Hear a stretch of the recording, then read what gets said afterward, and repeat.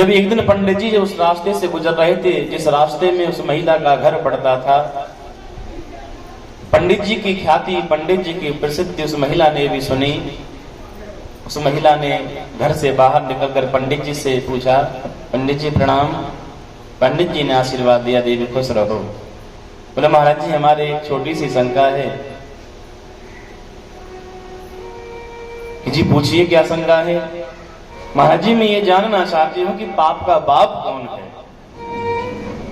मुझे पाप का बाप बताइए। पंडित जी ने सोचा कि पाप का बाप, ये तो गुरु जी ने हमें पढ़ाया ही नहीं कि पाप का बाप कौन है।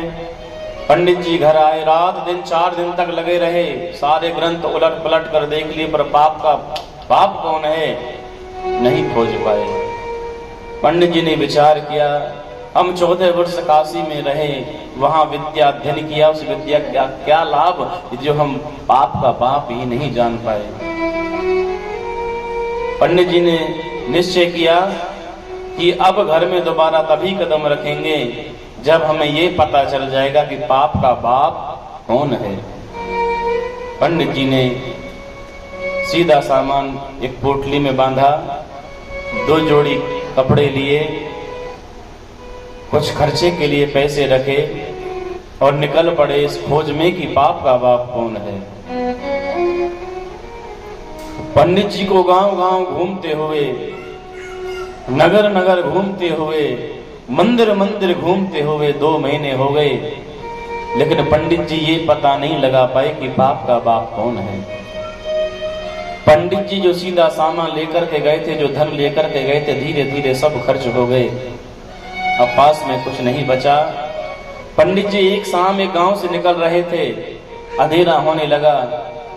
मन में विचार किया कि यदि मैं दूसरे गांव के चक्कर में पड़ जाऊंगा तो अंधेरा ज्यादा हो जाएगा, ऐसा करता हूं इसी गांव में कहीं ठहर जाता हूं। तभी उन्होंने एक घर को देखा, दरवाजा खटखटाया, उसमें से एक महिला बाहर निकली और महिला के हाव भाव देख करके पंडित जी समझ गए ये कोई कुलीन कन्या नहीं है, कुलीन महिला नहीं है।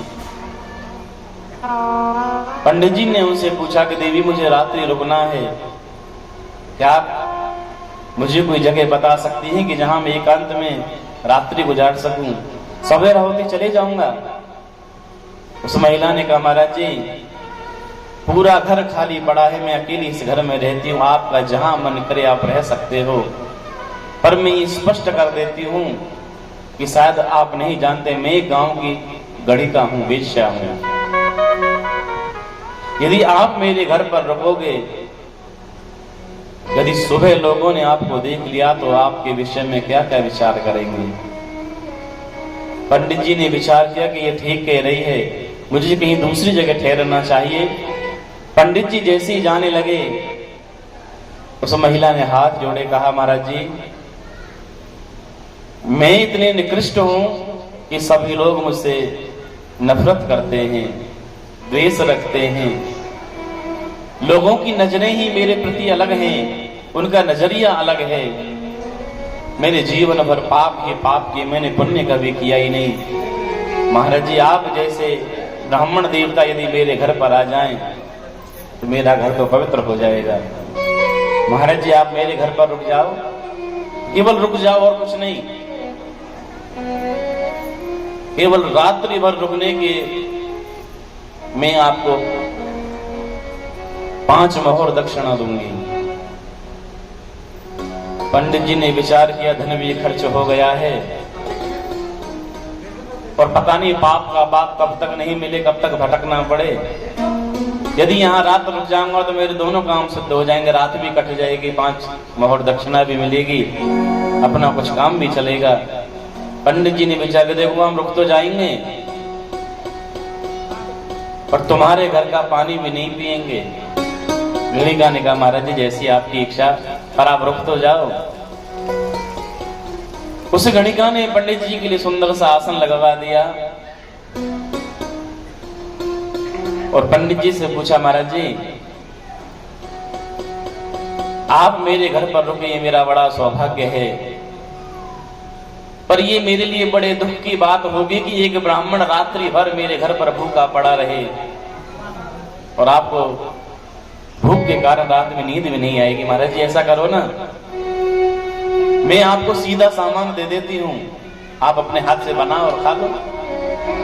यदि आप मेरे यहाँ का अन्न प्राप्त करोगे, भोजन करोगे, तो मैं आपको 5 मोहर और अलग से दूंगी, टोटल 10 मोहर दूंगी।